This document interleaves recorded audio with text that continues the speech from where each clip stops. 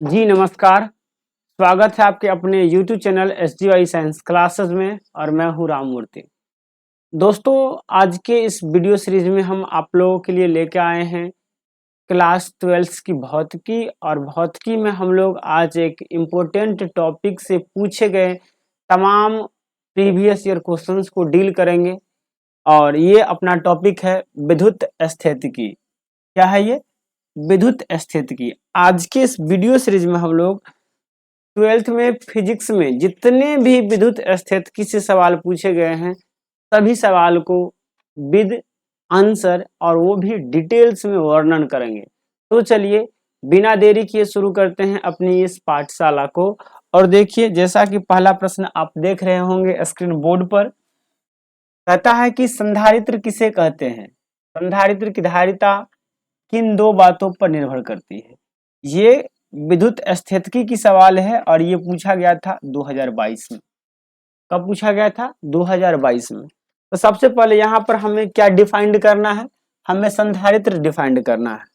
तो हम कहेंगे ये जो संधारित्र एक विद्युतीय यंत्र है जिसका उपयोग ऊर्जा को विद्युत क्षेत्र के रूप में भंडारित करने में किया जाता है। यानी संधारित्र जो होता है उसमें हम लोग क्या करते हैं? ऊर्जा का भंडारण करते हैं। लेकिन संधारित्र में ऊर्जा का भंडारण किस रूप में होता है? विद्युत क्षेत्र के रूप में होता है। यानी हम कह सकते हैं कि यह एक यंत्र है जिसमें हम लोग ऊर्जा को विद्युत क्षेत्र के रूप में स्टोरेज करते हैं। जैसे कि यहाँ देख रहे होंगे। अब कहता है कि संधारित्र की धारिता निम्न बातों पर निर्भर करती है। संधारित्र की धारिता निम्न बातों पर, सबसे पहली बात है कि चालक के आकृति और आकार पर। मतलब चालक का आकृति कैसा है? ये गोलाकार है या ये बेलनाकार है या ये पैरेलल प्लेट कैपेसिटर है? यानी इनके आकार और इनके बनावट पर यानी आकृति पर निर्भर करता है। दूसरी बात, चालक के ज्यामितीय बनावट पर। दूसरा क्या? चालक के ज्यामितीय बनावट पर कि ये सिलिंड्रिकल है या पैरेलल प्लेट कैपेसिटर है या स्फेरिकल है, इस पर भी निर्भर करता है। और तीसरी बात होती है कि चालक के बीच के माध्यम के पारावैद्युतांक पर। जैसे कि यहाँ देख रहे हैं, यहाँ एक कैपेसिटर है, इसमें दो प्लेट लगा हुआ है, एक प्लेट ये और एक प्लेट ये। तो इसकी जो कैपेसिटी है ये इन बात पर भी निर्भर करता है कि इनके बीच में माध्यम कैसा है। इनके बीच में जो माध्यम है उसका पारावैद्युतांक कितना है, इस बात पर भी निर्भर करता है। तो याद रखेंगे कितने बातों पर निर्भर करती है? 3 बातों पर। संधारित्र की धारिता 3 बातों पर निर्भर करती है। वैसे हमसे सिर्फ 2 बात पूछे गए थे। आगे की ओर बढ़ते हैं। अगला प्रश्न देखिए, ये भी पूछा गया है और ये भी विद्युत स्थितिकी का ही सवाल है और ये भी 2022 में ही पूछा गया है। क्वेश्चन कहता है कि विभव मापी के 2 उपयोग को लिखे। यानी विभव मापी जो है इसके 2 उपयोग कौन कौन से है बताइए। यानी वोल्ट मीटर के 2 उपयोग को बताइए। तो देखिए, विभव मापी के 2 उपयोग निम्नलिखित है। पहला, विभव मापी द्वारा 2 सेलों के बीच विद्युत वाहक बलों की तुलना की जाती है। यानी विभव मापी के द्वारा हम लोग, अगर 2 सेल है आपके पास, अगर 2 सेल है, एक सेल ये है और एक सेल ये है, तो इस दोनों सेल के जो ईएमएफ है, इसका ईएमएफ अगर E1 है और इसका ईएमएफ अगर E2 है, तो आप E1 की तुलना E2 से कर सकते हैं। और E1 की तुलना E2 से करने के लिए किसकी जरूरत पड़ती है? विभव मापी की।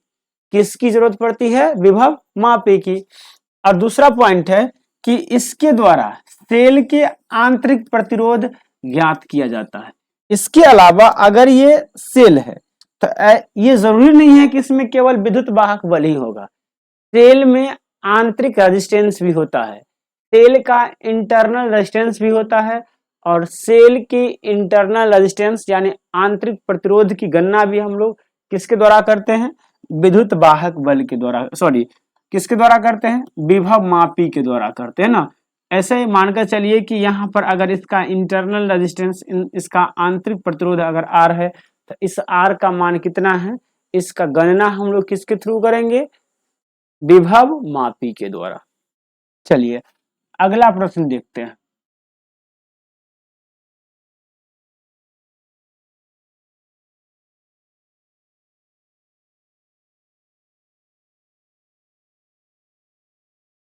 ये रहा अगला प्रश्न आपके स्क्रीन बोर्ड पर। प्रश्न कहता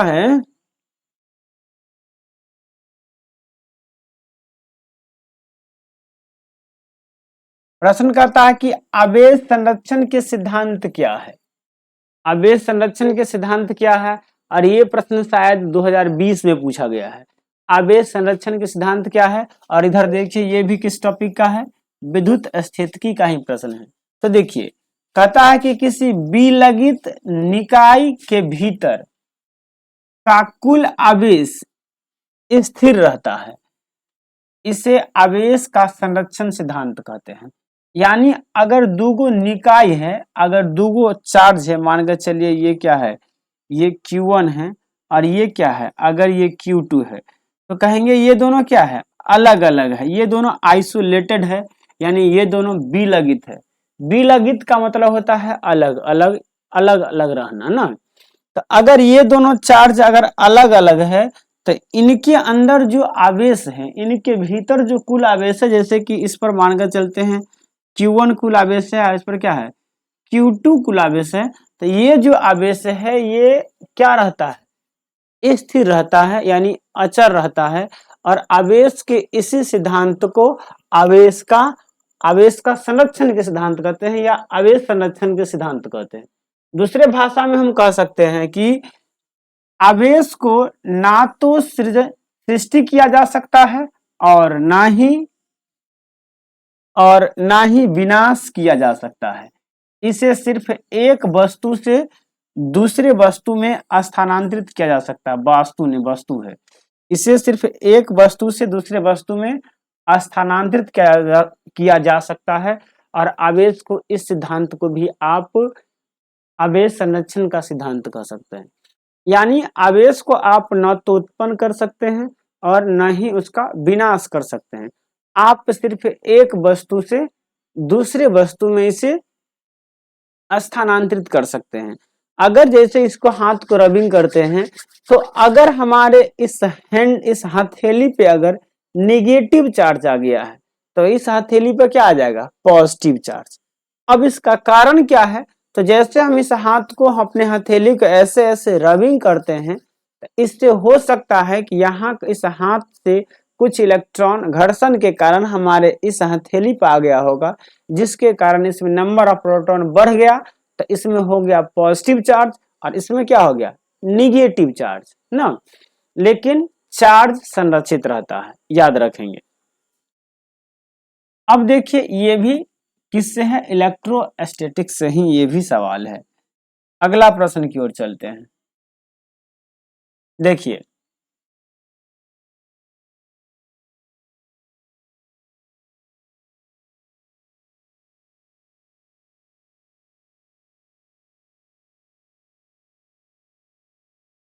चलिए अगला क्वेश्चन देखिए, कहता है कि चालक की धारिता से आप क्या समझते हैं।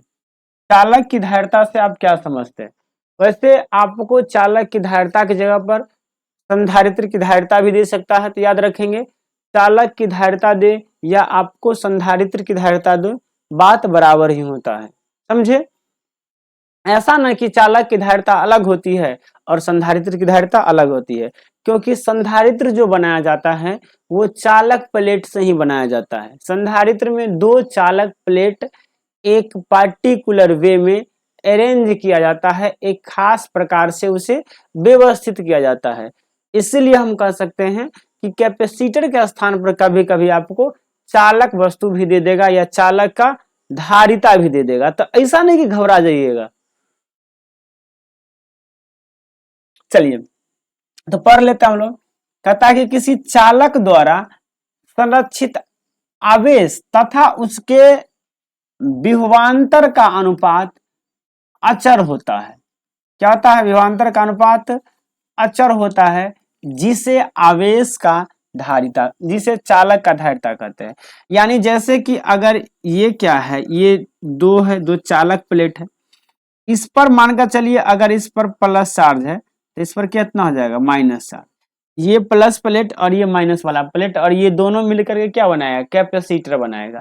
क्या बनाएगा? कैपेसिटर। तो कहता है कि इस पर जो चार्ज होगा Q, इस पर टोटल चार्ज कितना होगा? Q। इसके चार्ज और इसके बीच का जो विभवांतर है, इस दोनों का यानी Q/V जो होता है ये C के बराबर होता है। किसके बराबर होता है? C के बराबर होता है। तो यहां हमने लिखा है चालक की धारिता को C द्वारा व्यक्त किया जाता है। C द्वारा व्यक्त किया जाता है। चालक की धारिता को किसके द्वारा व्यक्त किया जाता है? C द्वारा व्यक्त किया जाता है। इसके अलावा चालक की धारिता C बराबर Q/V होता है। क्या होता है? Q/V, जहां C चालक की धारिता है, Q चालक पर उपस्थित कुल आवेश है और V चालक का विभवांतर है। V क्या है? चालक का विभवांतर है। तो याद रखेंगे कैपेसिटी, कैपेसिटेंस बराबर चार्ज बट्टे वोल्टेज ना, Q बराबर C/V। आपको यहाँ पर इसका मात्रक भी पूछ देगा, तो मात्रक में आप याद रख सकते हैं आवेश का मात्रक क्या होता है? कूलम। इसका मात्रक क्या होता है? वोल्ट। तो इसका मात्रक होता है कूलम प्रति वोल्ट। क्या हो जाता है? कूलम प्रति वोल्ट। अगला क्वेश्चन को देखते हैं। देखिए, ये प्रश्न 2021 में पूछा गया था। कब पूछा गया था? 2021 में। कहता है कि आवेश का आयतन घनत्व की परिभाषा दे, इसका एसआई मात्रक को लिखे। इसके एसआई मात्रक को लिखे। ये भी विद्युत स्थितिकी का ही सवाल है और ये कब पूछा गया था? 2021 में। कब पूछा गया था? 2021 में। तो अब हमसे पूछा क्या गया है? आवेश का आयतन घनत्व। तो हम कह सकते हैं कि प्रति इकाई आयतन में, यानी एक इकाई आयतन में आवेश, प्रति एकांक आयतन में आवेश को आवेश का आयतन घनत्व कहते हैं। क्या कहते हैं? आयतन घनत्व। यानी अगर कोई ठोस बॉडी है, जैसे कि ये क्या है? ये एक एडेप्टर है। क्या है? यह एक एडेप्टर है और इस एडेप्टर का कुछ ना कुछ वॉल्यूम होगा, क्योंकि ये क्या है? ये 3D शेप में है, तो इसका कुछ ना कुछ आयतन होगा। तो इसके एक घन इकाई आयतन में जितना चार्ज उपस्थित होगा, उसे ही हम लोग आवेश का आयतन घनत्व कहते हैं। क्या कहते हैं? आवेश का आयतन घनत्व। अब इसे हम लोग रो के द्वारा, किसके द्वारा? रो द्वारा व्यक्त किया जाता है, यानी इसे हम लोग रो के द्वारा व्यक्त करते हैं। इसका एसआई मात्रक कूलम प्रति घन मीटर होता है। एसआई मात्रक क्या होता है? कूलम प्रति घन मीटर। और रो बराबर आप कह सकते हैं Q/V। Q/V, जहां ये V जो है, ये V क्या है? V आयतन है। V क्या है? V बराबर क्या हो जाएगा? वस्तु का आयतन। वस्तु का आयतन। और Q क्या हो जाएगा? वस्तु पर उपस्थित आवेश। Q क्या हो जाएगा? वस्तु पर उपस्थित आवेश ना। Q हो जाएगा वस्तु पर उपस्थित आवेश। वस्तु पर उपस्थित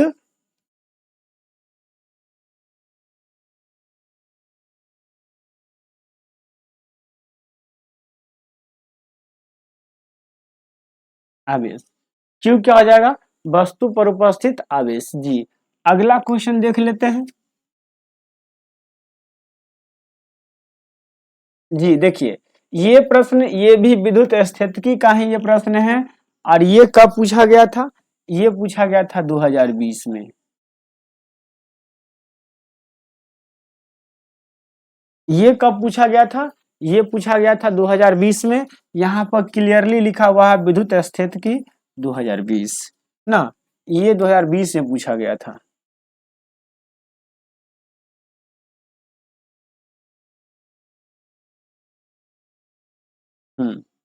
चलिए जी। तो कहता है कि सी धारिता वाले संधारित्र को भी विभव तक आवेशित किया जाता है।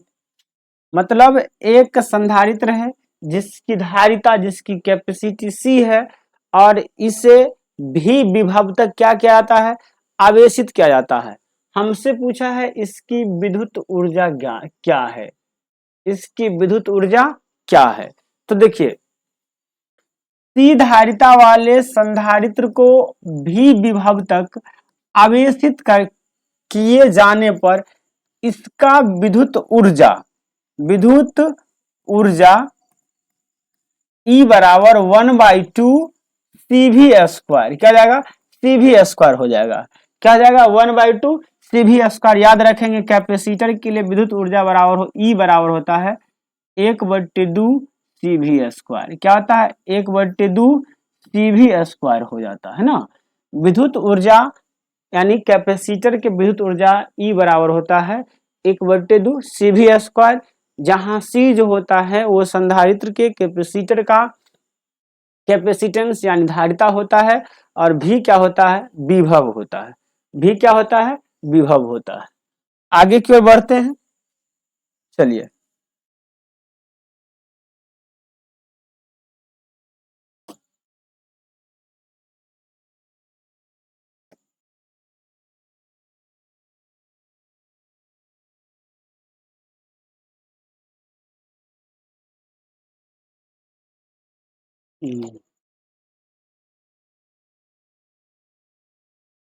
जी, आगे की ओर बढ़ते हैं, चलिए। हाँ, अगला प्रश्न इसी में है, एक और प्रश्न है इसमें। देखिए, इसमें एक और प्रश्न है, और अगला प्रश्न कहता है कि विद्युत क्षेत्र की तीव्रता से आप क्या समझते हैं, विद्युत क्षेत्र की तीव्रता से आप क्या समझते हैं। ये प्रश्न भी इलेक्ट्रोस्टैटिक्स का ही है, और ये भी 2020 में ही पूछा गया है। अब आपसे पूछा गया है कि विद्युत तीव्रता से आप क्या समझते हैं। देखिए, कहेंगे कि विद्युत क्षेत्र में किसी बिंदु पर रखे एकांक धन आवेश पर जितना बल लगता है उसे उस बिंदु पर विद्युत क्षेत्र की तीव्रता कहते हैं। अब जैसे कि ये विद्युत क्षेत्र है, मानकर चलते हैं यह एक प्रवेश है या ये विद्युत का क्षेत्र है। यहां पर कोई आवेश रख दिए जिसका जो मैग्नीट्यूड है, इस पर जो आवेश है वो 1 कूलम्ब है। यानी ये जो आवेश है ये एकांक आवेश है, ये यूनिट चार्ज है। तो इस पर जितना बल लगा, इस पर जितना विद्युत बल लगा, वही इस पॉइंट पर इसके विद्युत क्षेत्र के मान के बराबर होगा। अब इसे हम लोग E द्वारा व्यक्त किया जाता है, यानी इसे हम लोग E के द्वारा व्यक्त करते हैं। और विद्युत क्षेत्र का SI मात्रक होता है न्यूटन प्रति कूलम्ब। क्या होता है, न्यूटन प्रति कूलम्ब। विद्युत क्षेत्र का SI मात्रक होता है न्यूटन प्रति कूलम्ब। अब आपसे एक बात और पूछ सकता है, क्या पूछ सकता है, फार्मूला। क्या पूछ सकता है आपसे, फार्मूला। और एक बात आपसे यहाँ पर एक चीज और पूछ सकता है कि विद्युत क्षेत्र और विद्युत बल में क्या संबंध है ना। तो देखिए, विद्युत बल F बराबर होता है विद्युत क्षेत्र E वेक्टर E, विद्युत बल वेक्टर F बराबर विद्युत क्षेत्र वेक्टर E इंटू Q। यानी कह सकते हैं विद्युत बल बराबर विद्युत क्षेत्र गुने विद्युत आवेश। या यहां से एक और फॉर्मूला आप ज्ञात कर सकते हैं कि जो वेक्टर E बराबर आप कह सकते हैं वेक्टर F बटे वेक्टर Q, जो कहीं ना कहीं ऑब्जेक्टिव में बहुत बार पूछा भी गया है, ये भी पूछा गया है और ये भी पूछा गया है। इसके अलावे विद्युत क्षेत्र का अगर फॉर्मूला का है तो विद्युत क्षेत्र मैग्नीट्यूड ऑफ वेक्टर E बराबर होता है 1/4 पाई एप्सिलॉन नॉट 1 Q बटे R स्क्वायर, Q बटे R स्क्वायर। ये सारी बातें हैं जो आपको याद रखना पड़ेगा। इसका ऐसा मात्रा क्या होता है, तो कहेंगे न्यूटन प्रति कूलम्ब। मात्रा क्या होता है, न्यूटन प्रति कूलम्ब। आगे की ओर बढ़ते हैं,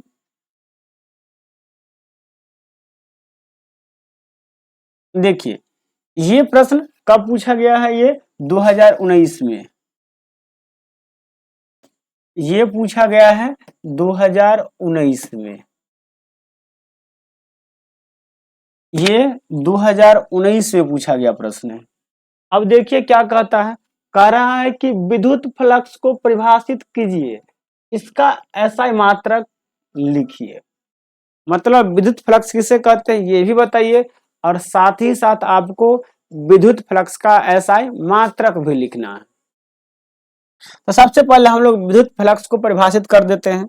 तो कहेंगे कि किसी पृष्ठ से संबद्ध विद्युत फ्लक्स को उस पृष्ठ से गुजरने वाली विद्युत बल रेखाओं के कुल संख्या के रूप में परिभाषित किया जाता है।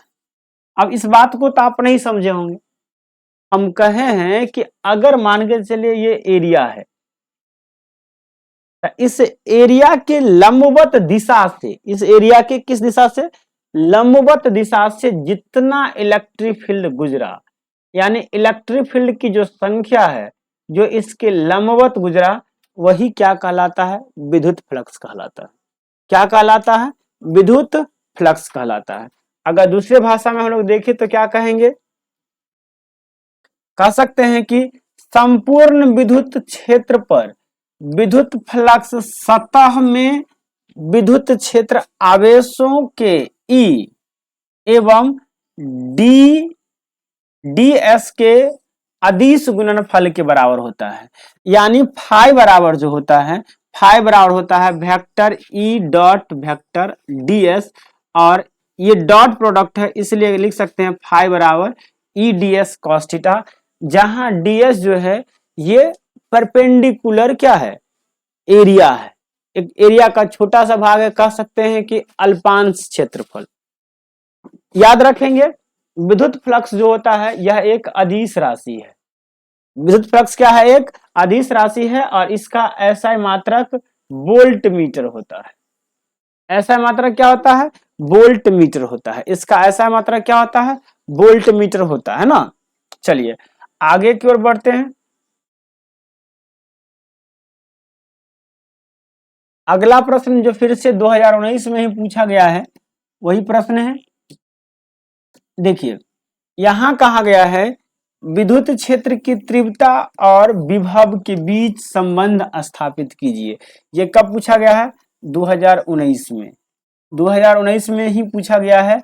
कहता है कि विद्युत क्षेत्र की तीव्रता और विद्युत विभव में क्या संबंध है। तो याद रखेंगे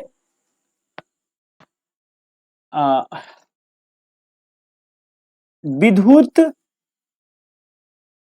विद्युत विभव तथा विद्युत क्षेत्र की तीव्रता में संबंध।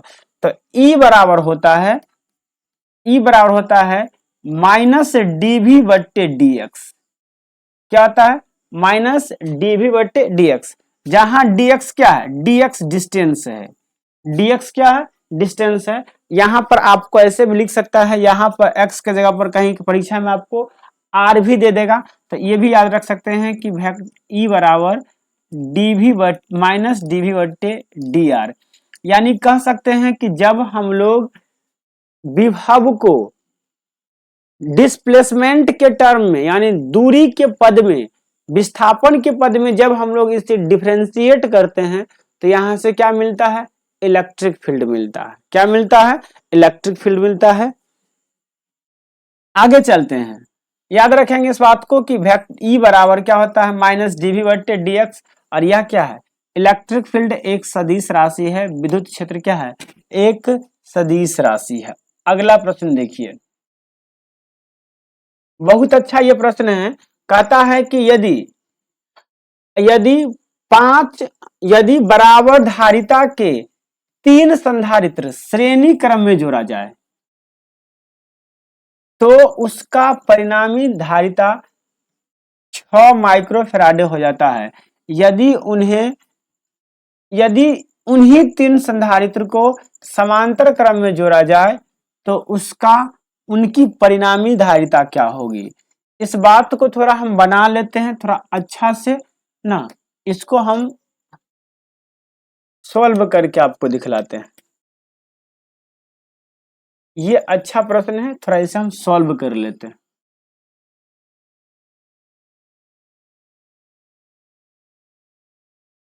चलिए इसे हम थोड़ा सॉल्व कर लेते हैं।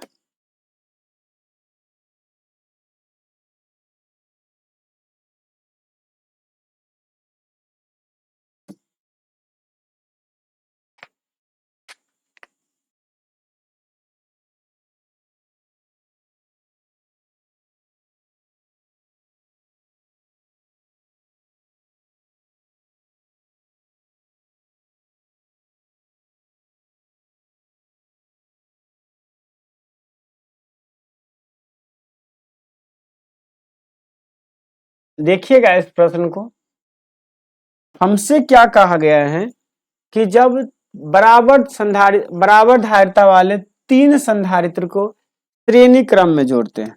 किस क्रम में? श्रेणी क्रम में। तो मान कर चलते हैं एक संधारित्र ये, फिर दूसरा संधारित्र ये, और फिर ये तीसरा संधारित्र ये। इसका कैपेसिटेंस Vc, इसका कैपेसिटेंस Vc और इसका कैपेसिटेंस Vc, यानी इसका धारिता Vc, इसका धारिता Vc और इसका धारिता Vc। जब तीनों को हम लोग श्रेणी क्रम में जोड़ देते हैं तो इसका जो परिणामी संधारित्र है वो कितना आता है? 6। तो कहेंगे C इक्विवेलेंट बराबर कितना है? 6। अब देखिए इसे चार्ज करने के लिए हम लोग क्या करेंगे? एक सेल से जोड़ेंगे। अब यहां पर क्या होगा? यहां से जो धारा निकली है वो यहां जाएगा। क्यों? जितना धारा इसमें जाएगा उतना ही धारा इसमें जाएगा और उतना ही धारा इसमें जाएगा और वही धारा रिटर्न आ जाएगा यहाँ। अब देखिए अभी जस्ट आपको क्या बताए थे? C बराबर क्या होता है? Q बट्टे V। C बराबर क्या होता है? Q बट्टे V। तो यहां पर Q बराबर क्या हो जाएगा? Q बराबर क्या हो जाएगा? C into V।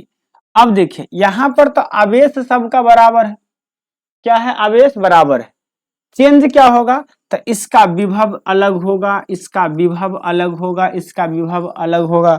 और यहां से अगर हम V का मान निकाले, क्या निकाले? V का, तो कहेंगे V बराबर Q बट्टे C। सबका C क्या है? C यहाँ पर क्या है? कैपेसिटेंस है। तो यहां से हम लोग कह सकते हैं 1/C इक्विवेलेंट बराबर 1/C1 जोड़ 1/C2 जोड़ 1/C3। ये फार्मूला किसके लिए होता है? संधारित्र के श्रेणी क्रम के लिए। याद रखेंगे संधारित्र के श्रेणी क्रम के लिए। यहाँ पर C1, C2 और C3 तीनों बराबर है।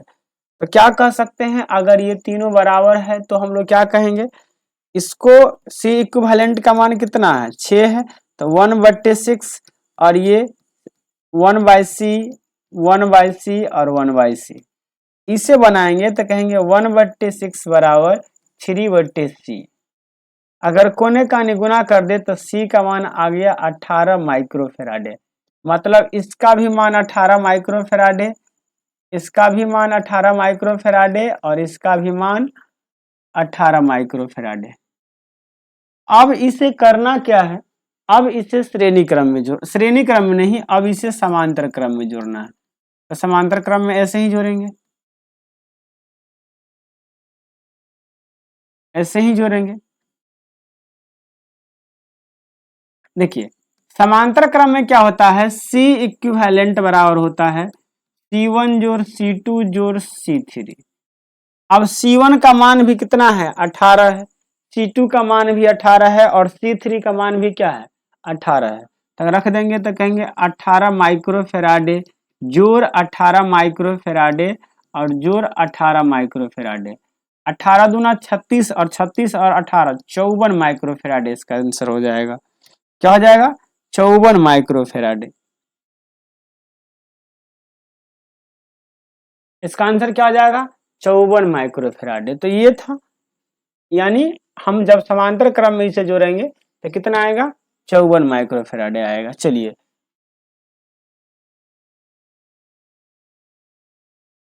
तो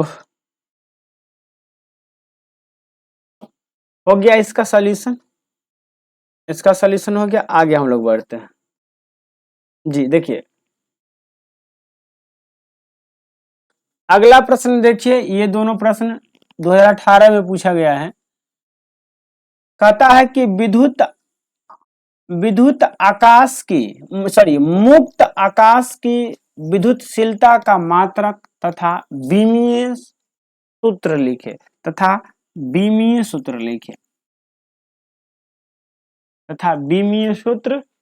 ना। तो याद रखेंगे मुक्त आकाश की विद्युतशीलता का मात्रक जो होता है वो होता है न्यूटन पर मीटर स्क्वायर कूलम्ब स्क्वायर। क्या होता है? पर न्यूटन पर मीटर स्क्वायर कूलम्ब स्क्वायर। और इसका जो बीमा होता है वो होता है ml-1 T-3 और एक मिनट, सॉरी ये गलत हो गया, रुक जाइए भागो भाई। क्या होता है? ml-1 m-1 l-3 T4 और A2 ये होता है इसकी बीमाएं। ये क्या होता है? इसकी बीमाएं होता है m-1 l-3 T4 और A2। ये किसकी बीमाएं हैं? मुक्त आकाश की। चलिए आगे की ओर बढ़ते हैं। अब देखिए, अब हमसे एक बहुत अच्छा प्रश्न पूछा गया है। प्रश्न कह रहा है कि जो किसी गॉसीय पृष्ठ पर -q +2q और -q आवेश है, पृष्ठ में से परिणामी विद्युत फ्लक्स का मान ज्ञात करें। अब देखिए, विद्युत फ्लक्स बराबर होता है कुल आवेश बट्टे एप्सिलॉन नोट। क्या होता है? कुल आवेश बट्टे एप्सिलॉन नोट। अब यहां पर कुल आवेश तो एक है -q, फिर बीच में प्लस है, फिर है +2q और फिर -q। तो माइनस माइनस वाला को जोड़ेंगे तो -2q और +2q, तो -2q और +2q तो ये क्या हो जाएगा? 0 हो जाएगा। और 0 बट्टे एप्सिलॉन नोट का मान क्या हो जाता है? 0। यानी इस गॉसीय सतह से जो चुंबकीय फ्लक्स निकलेगा उसका मान क्या हो जाएगा? 0 हो जाएगा। क्या हो जाएगा? 0 हो जाएगा। अगला प्रश्न देखिए, ये बहुत अच्छा प्रश्न है और ये भी 2018 में ही पूछा गया है। प्रश्न कह रहा है कि वायुमंडल विद्युत रूप से उदासीन क्यों नहीं होता है? मतलब वायुमंडल जो है वो विद्युतीय रूप से इलेक्ट्रिकली न्यूट्रल क्यों नहीं होता है? और ये प्रश्न कब पूछा गया था? 2018 में। ये कब पूछा गया था? 2018 में पूछा गया था। देखिए कारण क्या है इसका। कहता है कि वायुमंडल में बहुत सारे आवेशित कण धूल कण में मिले रहते हैं जो कंडक्टिंग का कार्य करता है। मतलब वायुमंडल जो है उसके कण में भी उसके धूल कण में भी बहुत से आवेशित कण होते हैं और ये आवेशित कण चालक का काम करता है। किसका काम करता है? चालक का काम करता है। इस सभी आवेशित कण के उपस्थिति के कारण वायुमंडल उदासीन नहीं होता है। और चूंकि ये लोग उपस्थित रहता है और इन सभी आवेशित कण की उपस्थिति के कारण ही वायुमंडल जो है वो विद्युतीय रूप से उदासीन नहीं होता है, उसमें कुछ ना कुछ चार्ज होता है। चलिए अगला प्रश्न देखते हैं और ये प्रश्न पूछा गया है 2017 में। ये प्रश्न कब का है? 2017 का है। प्रश्न कह रहा है कि दो समान धन विद्युत आवेश के निकाय के बगल में विद्युत बल रेखा खींचे। यानी दो समान है, अगर प्लस है दो धन आवेश है तो ये भी धन आवेश और ये भी धन आवेश। अब ये दोनों हैं तो विद्युत क्षेत्र रेखा खींचे। देखिए जैसे ही ये आवेश इधर की तरफ निकलेगा तो ये इसको रिपेल करेगा और ये ऐसे कैसे घूम जाएगा, फिर ये इधर से ये ऐसे हो जाएगा, फिर ये ऐसे हो जाएगा और फिर ये ऐसे हो जाएगा। ये वाला इधर जाएगा, ये इधर जाएगा और ये इधर जाएगा। फिर जो इलेक्ट्रिक फील्ड इधर से ये निकलेगा तो ये अपोज करेगा तो ये इधर जाएगा, फिर ये ऐसे घूम जाएगा, फिर निकलेगा तो फिर ऐसे घूम जाएगा, फिर ये ऐसे घूम जाएगा, फिर ये ऐसे घूम जाएगा, ये ऐसे। इसका फिगर कुछ इस प्रकार से बनेगा। यहां पर एक एरिया आएगा जहां पर इलेक्ट्रिक फील्ड का मान क्या हो जाएगा, 0 हो जाएगा, या आप कह सकते हैं यहाँ पर विभव का मान कांस्टेंट होगा, जिसे हम लोग सम विभव कहते हैं, और यहाँ पर जो तल होता है उसे सम विभवी तल कहते हैं। तो इसका फिगर कुछ इस प्रकार से ही होगा। अगला प्रश्न देखते हैं। देखिए अगला प्रश्न बहुत अच्छा प्रश्न है और ये भी 2017 में ही पूछा गया प्रश्न है। प्रश्न कहता है कि एक आवेश निकाय के कारण SI मात्रक में विद्युत विभव V बराबर 3 + 2x हो तो x बराबर 2 मीटर पर विद्युत क्षेत्र का मान क्या होगा। अब हमसे V का मान दे दिया है, किसका मान दे दिया है, V का मान दे दिया है, और हमसे क्या पूछा है, विद्युत क्षेत्र पूछा है। अभी जस्ट आपको बतलाए थे विद्युत क्षेत्र बराबर क्या होता है, E बराबर होता है -dV/dx। क्या होता है, -dV/dx। तो कह सकते हैं हम जानते हैं कि E बराबर क्या होता है, -dV/dx। और यहां जो है V बराबर क्या दिया हुआ है, 3x + 3 + 2x। देयरफॉर अगर हम लोग E का मान निकालेंगे तो क्या कर देंगे, -d और 3 + 2x, अब बट्टे क्या हो जाएगा dx। इसे जब अलग अलग करेंगे तो कहेंगे माइनस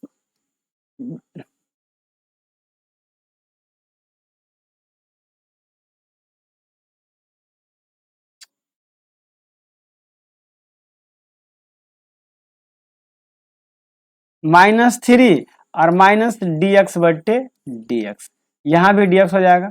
अब देखिए चूंकि 3 जो है ये कांस्टेंट है तो इसका डिफरेंशिएशन क्या हो जाएगा 0, और इसका डिफरेंशिएशन -1, यानी V का मान निकल जाएगा,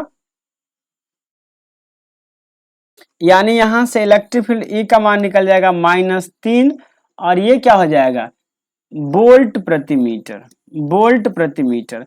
अब देखिए चूंकि इलेक्ट्रिक फील्ड कांस्टेंट हो गया, यानी अब इससे दूरी से कोई मतलब नहीं है, यानी कह सकते हैं क्या सकते हैं, तो कहेंगे अतः x बराबर 2 मीटर पर, यानी 2 मीटर पर विद्युत क्षेत्र E बराबर, E का मान, विद्युत क्षेत्र E का मान कितना हो जाएगा, तो कहेंगे -3 वोल्ट प्रति मीटर होगा। खत्म हो गई बातें। आप इसका स्क्रीनशॉट भी ले लीजिए, 1 सेकेंड। चलिए आगे की ओर बढ़ते हैं और अगला सवाल देखते हैं। ये बहुत अच्छा है, इसमें थोड़ा हाँ हो जाएगा, एडजस्ट हो गया। चलिए देख लेते हैं हम लोग, थोड़ा ये नीचे तक चला गया है, कोई दिक्कत नहीं है। चलिए आ गया। अब देखिए यहां प्रश्न पूछा गया है कि पारावैद्युतांक शक्ति एवं अपेक्षिक वैद्युतांक शक्ति को परिभाषित करे, यानी आप पारावैद्युतांक शक्ति को भी परिभाषित कीजिए और अपेक्षिक वैद्युतांक शक्ति को भी परिभाषित कीजिए। अब देखिए ये क्या है, तो कहेंगे कि किसी पारा विद्युत की शक्ति वह महत्तम क्षेत्र या विभव प्रवणता होता है जिसे आरोपित करने पर यहां लिखेंगे, जिसे आरोपित करने पर इसका विघटन नहीं होता है। ऐसे पदार्थ को जब किसी विद्युतीय क्षेत्र में रखा जाता है और एक ऐसी स्थिति आती है जब ये टूट जाता है, जिसे विद्युत अपघटन कहते हैं। क्या कहते हैं, विद्युत अपघटन कहते हैं। अब देखिए हवा के लिए जो परावैद्युतांक है इसका मान होता है 3 गुने 10 के पावर 6। कितना होता है, 3 गुने 10 के पावर 6 होता है। इसके अलावा अगर हम लोग अपेक्षिक परावैद्युतांक की बात करें तो हम कह सकते हैं कि किसी परावैद्युत माध्यम के साथ किसी परावैद्युत माध्यम की अपेक्षिक परावैद्युतांक परावैद्युतांक माध्यम रहने पर किसी संधारित्र की धारिता तथा हवा या निर्वात में रहने पर उस संधारित्र की धारिता के अनुपात के बराबर होता है। अब हम यहां पर कहना क्या चाहते हैं तो जरा इस बात को सुनिए। मान कर चलते हैं कि निर्वात में संधारित्र की धारिता कितना है, ई नोट, कितना है, ई नोट, और हवा में संधारित्र की धारिता क्या है, माध्यम में ई है। तो यहां पर जो इसका परावैद्युतांक जो हो जाएगा, परावैद्युतांक जो हो जाएगा वो होगा C/C नोट।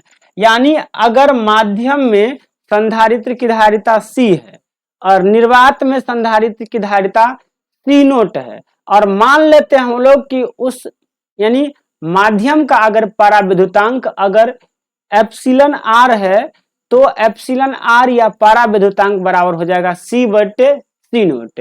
यानी कह सकते हैं कि माध्यम में संधारित्र की धारिता बट्टे निर्वात में संधारित्र की धारिता, यानी जब माध्यम में संधारित्र की धारिता को निर्वात में संधारित्र की धारिता से विभाजित किया जाता है तब जो परिणाम आता है उसे हम लोग माध्यम का परावैद्युतांक कहते हैं। क्या कहते हैं, माध्यम का परावैद्युतांक कहते हैं। आगे तो ये हो गया, इसे हम लोग किसके द्वारा व्यक्त करते हैं, एप्सिलॉन R के द्वारा। याद रखेंगे इस बात को।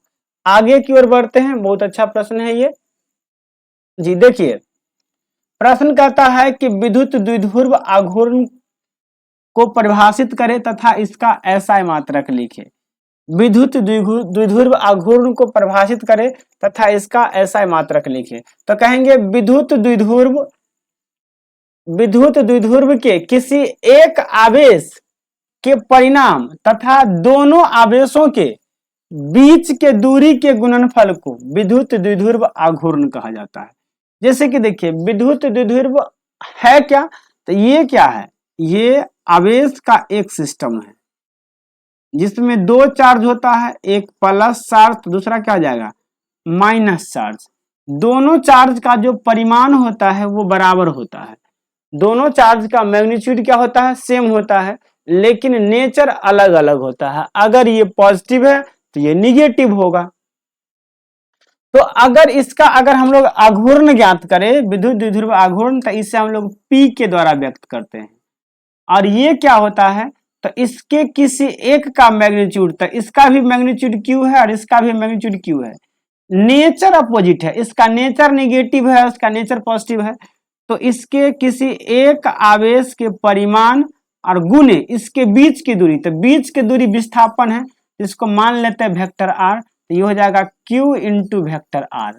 याद रखेंगे वेक्टर P बराबर Q इंटू वेक्टर R, जहां वेक्टर R क्या है, आवेशों की बीच की दूरी। ये जो है यह एक सदिश राशि है। क्या है, यह एक सदिश राशि है, यानी यह एक सदिश राशि है, यानी विद्युत द्विध्रुव आघूर्ण जो है यह सदिश राशि है, वेक्टर क्वांटिटी। अब बात करते हैं इसका SI मात्रक, तो ये कूलम्ब प्रति मीटर होता है। कूलम्ब मीटर क्यों, देखिए यहां पर आवेश है तो आवेश का SI मात्रक क्या होता है, कूलम्ब।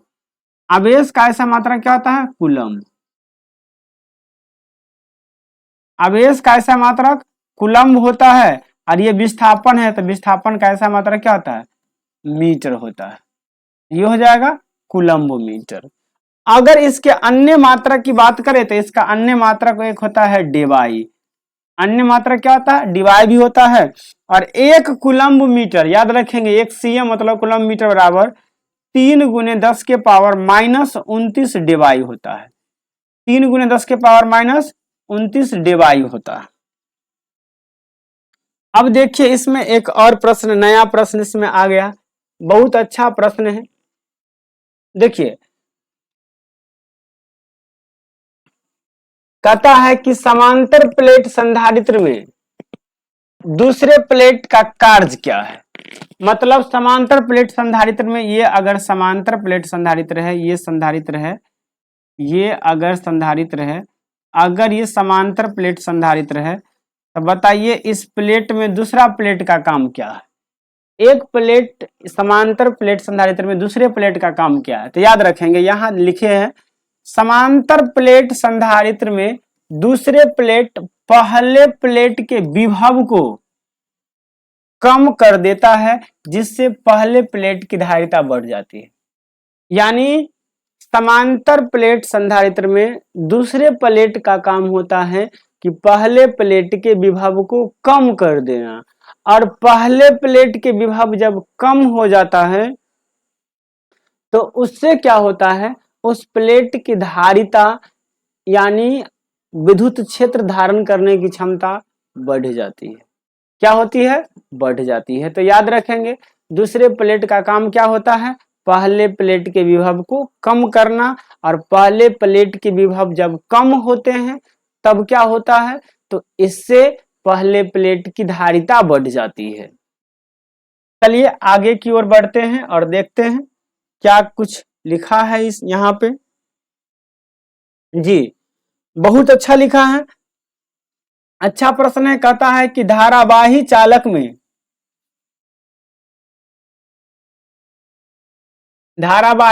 में विद्युत क्षेत्र की तीव्रता एवं समविभवी तल की परिभाषा दे। यानी धारावाही चालक में विद्युत क्षेत्र की तीव्रता क्या होती है और समविभवी तल क्या होती है, दोनों को परिभाषित करना है। तो सबसे पहले यहाँ पर है विद्युत तीव्रता। तो विद्युत तीव्रता कहेंगे कि विद्युत क्षेत्र में किसी बिंदु पर न लिखेंगे, किसी बिंदु पर तीव्रता वह बल है जो उस बिंदु पर वह बल है जो उस बिंदु पर रखे एकांक आवेश पर लगता है। मतलब अगर ये विद्युत क्षेत्र है, इस विद्युत क्षेत्र का यह एक कोई पॉइंट है, इस पर अगर हमें विद्युत क्षेत्र की तीव्रता ज्ञात करनी है तो इस पर हम लोग एकांक आवेश यूनिट चार्ज ले जाएंगे, और इस यूनिट चार्ज पर जितना बल लगेगा वही बल किसको बतलाएगा, इस पॉइंट पर विद्युत क्षेत्र की तीव्रता को बतलाएगा। आगे अगर बात करें तो कहेंगे इसका मात्रक यानी एसआई मात्रक की यहाँ बात हुई है, तो इसका जो मात्रक है वो कितना होता है, कूलम्ब न्यूटन प्रति कूलम्ब। यानी विद्युत क्षेत्र की तीव्रता का मात्रक क्या होता है, न्यूटन प्रति कूलम्ब होता है। क्या होता है, न्यूटन प्रति कूलम्ब। अब आता है समविभवी। अब क्या आता है, समविभवी। तो कहेंगे विद्युत क्षेत्र में समविभवी तल एक ऐसा तल है जिसके सभी बिंदुओं पर विद्युत विभव का मान समान होता है। जिसके सभी बिंदुओं पर विद्युत विभव का मान क्या होता है, समान होता है। इसमें धन आवेश को एक बिंदु से दूसरे बिंदु तक ले जाने में किया गया कार्य शून्य के बराबर होता है। और यहाँ क्या होता है, विद्युत क्षेत्र में वह तल जिसके सभी बिंदु पर विद्युत विभव का मान क्या हो, शून्य हो, यानी स्थिर हो। यानी वह तल जिसके सभी बिंदु पर विद्युत विभव का मान क्या हो, स्थिर हो। यानी कह सकते हैं वह तल जहां पर विद्युत विभव कांस्टेंट हो, तो उस तल को हम लोग समविभवी तल कहते हैं। और ऐसे तल में जब आप आवेश को एक स्थान से दूसरे स्थान पर ले जाते हैं तो किया गया कार्य क्या होता है, जीरो होता है। इसके अलावे ऐसे तल के लिए इलेक्ट्रिक फील्ड का मान भी क्या होता है, जीरो होता है। क्यों, क्योंकि अगर E बराबर माइनस dV/dx होता है और अगर V ही कांस्टेंट हो जाए तो इसका मान क्या आ जाएगा, जीरो। कब, जब V कांस्टेंट होगा तो। इसलिए यहां से एक अच्छा प्रश्न ये भी बनता है कि समविभवी तल के लिए तो E बराबर जीरो। दूसरी बात, जब आवेश को एक बिंदु से दूसरे बिंदु तक ले जाएंगे तो किया गया कार्य भी क्या हो जाएगा, जीरो हो जाएगा। दोस्तों thank you for watching this video. कैसा लगा आपको हमारा ये वीडियो कमेंट करके बतलाइएगा।